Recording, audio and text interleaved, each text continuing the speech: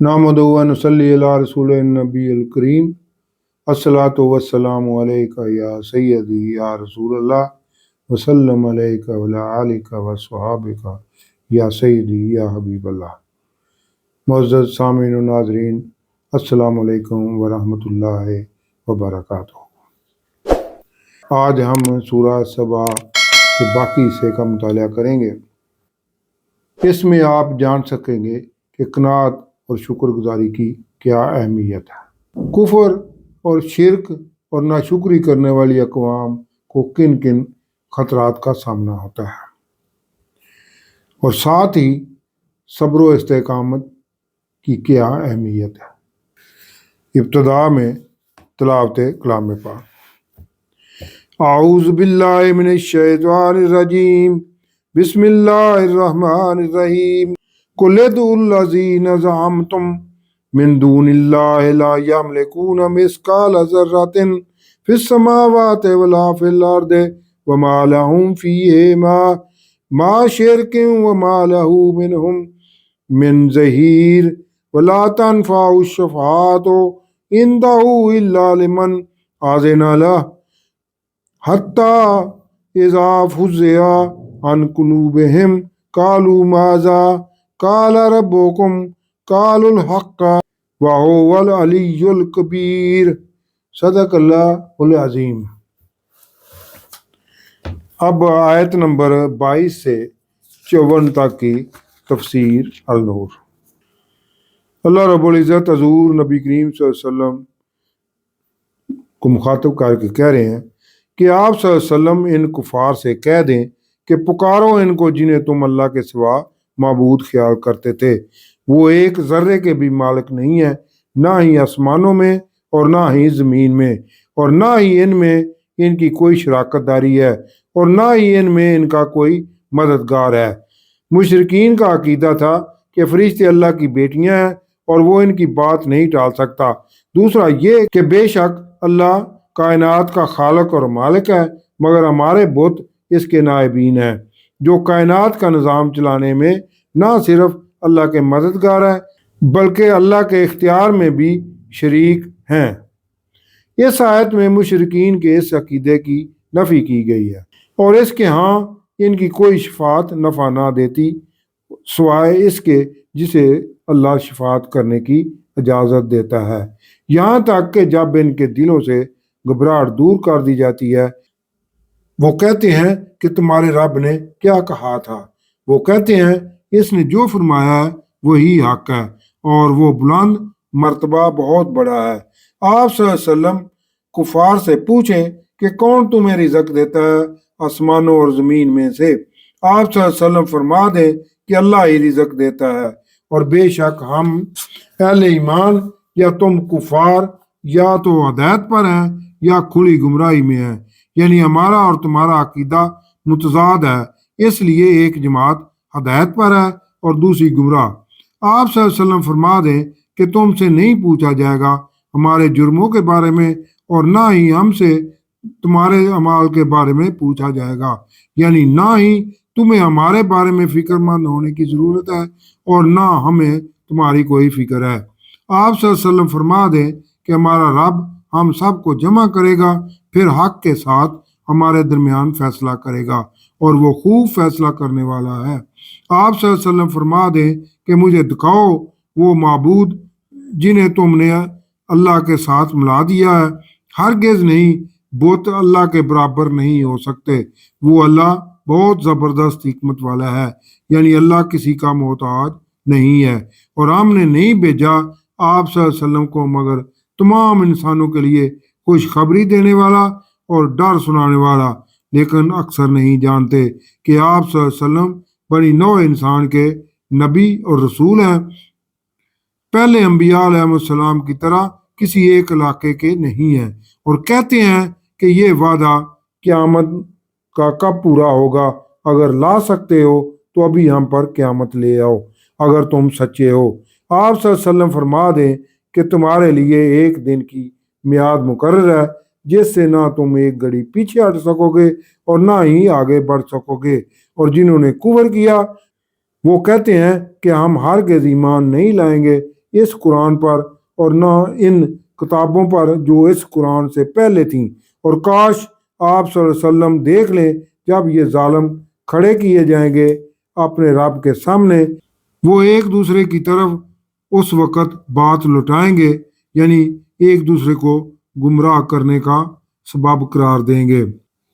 جو کمزور سرداروں کے زیر نگین تھے وہ ان سرداروں کو کہیں گے کہ اگر تم نہ ہوتے ہمیں گمراہ کرنے والے تو ہم ضرور ایمان لے آتے۔ متکبرین ان کمزوروں سے کہیں گے کیا ہم نے تمہیں ہدایت سے روکا تھا اس کے بعد جب وہ تمہارے پاس آئی تھی، بلکہ تم خود ہی مجرم تھے، یعنی تم نے خود ہی اسلام قبول نہیں کیا۔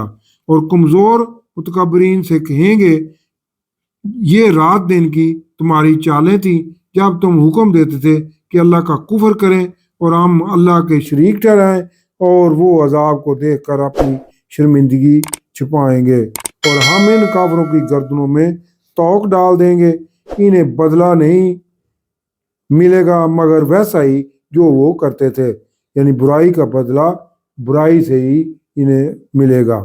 اور ہم نے کسی بستی میں نہیں بھیجا کوئی ڈرانے والا جسے اس بستی کے خوشحال لوگوں نے نہ کہا ہو کہ جو کچھ تمہیں دے کر بھیجا گیا ہے ہم اس کا انکار کرتے ہیں، اور یہ بھی کہ ہم مال اور اولاد میں تم سے بڑھ کر ہیں، اور ہمیں عذاب نہیں دیا جائے گا۔ مشرکین جو اب کہہ رہے ہیں اس سے پہلے بھی مالدار سرداروں نے یہی کہا تھا۔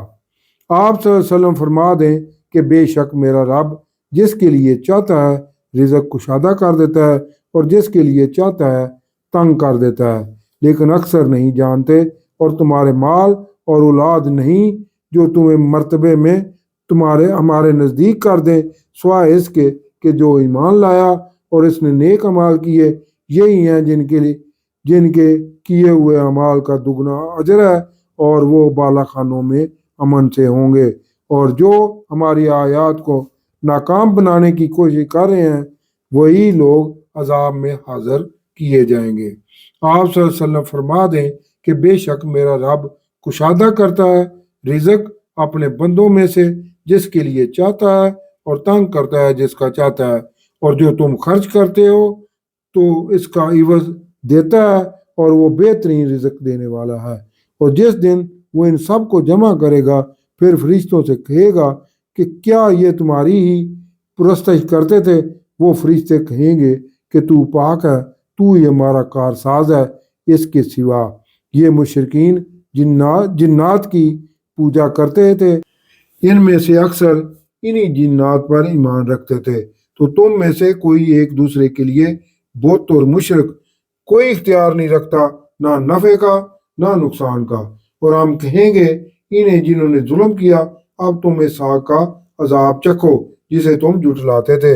اور جب ان پر ہماری واضح آیات پڑھی جاتی ہیں تو وہ کہتے ہیں کہ یہ حضور صلی اللہ علیہ وسلم یہی چاہتے ہیں کہ تمہیں ان بتوں سے روک دے جن کی تمہارے آباء و اجداد بھی عبادت کیا کرتے تھے، اور یہ بھی کہتے ہیں کہ یہ قرآن کچھ نہیں مگر ایک من گھڑت جھوٹ۔ اور ان کفار نے حق کے بارے میں کہا جب یہ ان کے پاس آیا کہ یہ کھلے جادو کے سوا کچھ نہیں ہے، اور ہم نے انہیں کفار کو کوئی ایسی کتابیں نہیں دیں کہ وہ انہیں پڑھیں، اور نہ ہم نے آپ صلی اللہ علیہ وسلم سے پہلے ان کی طرف کوئی ڈرانے والا بھیجا ہے، اور انہوں نے بھی جھٹلایا تھا جو ان سے پہلے تھے۔ اور یہ کفار تو ان وسائل کے 10ویں حصے کو بھی نہیں پہنچتے جو ہم نے ان کو دیا تھا، تو انہوں پہلے منکرین نے میرے رسولوں کو جھٹلایا، تو کیسی رہی ان پر میری پکڑ۔ آپ صلی اللہ علیہ وسلم فرما دیں کہ میں تمہیں ایک نصیحت کرتا ہوں کہ تم اللہ کے لیے کھڑے ہو جو دو یا اکیلے، پھر غور کرو کہ تمہارے ساتھی حضور اکرم صلی اللہ علیہ وسلم کو جنون نہیں ہے۔ آپ صلی اللہ علیہ وسلم نہیں مگر صرف تمہیں ڈرانے والے ایک عذاب آنے سے پہلے۔ آپ صلی اللہ علیہ وسلم فرما دیں کہ اگر میں نے تم سے کوئی اجر مانگا ہو تو وہ تمہارے ہی لیے ہے، یعنی مجھے تم سے کوئی ایسی ضرورت یا حاجت نہیں ہے، میرا اجر تو اللہ ہی کے ذمہ ہے، اور وہ ہر چیز پر گواہ ہے۔ آپ صلی اللہ علیہ وسلم فرما دیں کہ بے شک میرا رب اتارتا ہے حق کو وہ سب गैबों का जानने वाला है। आप सल्लल्लाहु अलैहि वसल्लम फरमा दें कि हक आ गया है और बातिल ना तो पैदा कर सकता है और ना ही किसी चीज़ को दोबारा लौटा सकता है। आप सल्लल्लाहु अलैहि वसल्लम फरमा दें कि अगर मैं बहका हुआ हूँ तो इसका वबाल मेरे ही ऊपर आएगा, और अगर मैं हदायत पर हूँ तो ये इसकी वजह से है जो मेरा रब मुझे वही करता है। बेशक वो सुनने वाला करीब है। ए काश आप सल्लल्लाहु अलैहि वसल्लम अभी देख लें जब वो कुफार घबराए हुए होंगे और बच नहीं सकेंगे और पकड़ लिए जाएंगे करीब से, यानी जहां मर्जी उस दिन भागने की कोशिश करें उन्हें आसानी से पकड़ लिया जाएगा।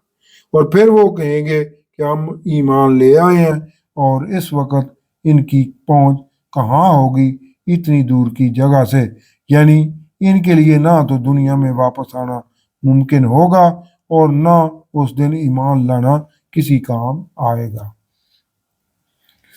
और पहले तो उन्होंने उस दिन से इनकार किया था और वो दूर की जगह से बगैर देखे तीर तुक्के चला रहे थे, और आड़ कर दी जाएगी इनके और जिसे वो चाहते थे, यानी बातल बुत इनके दरमियान, जैसे इनसे पहले इन जैसों के साथ इससे पहले किया गया है।